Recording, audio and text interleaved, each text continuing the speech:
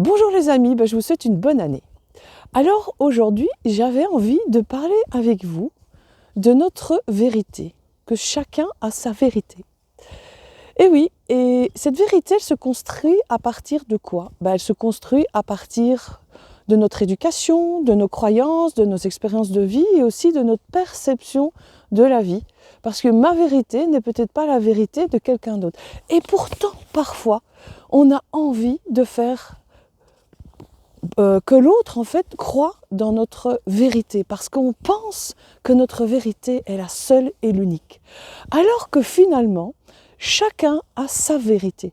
Et parfois, est-ce que ça vaut la peine de se battre avec des gens pour imposer nos idées?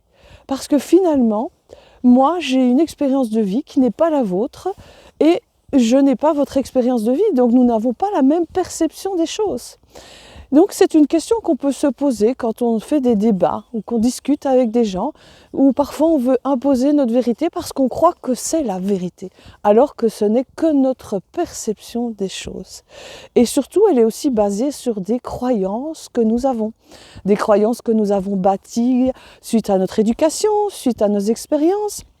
Mais en fait, ça reste des croyances. Et les croyances sont souvent limitantes. Et ces croyances limitantes deviennent nos vérités. Et donc, on en fait notre vérité et la vérité universelle, alors que absolument pas. Chacun a son expérience de vie, chacun a vécu des choses, et en fonction des choses qu'il a vécues, eh bien, il perçoit la vie différemment. Je vais juste vous montrer un petit papier ici, où moi, j'ai écrit un 6.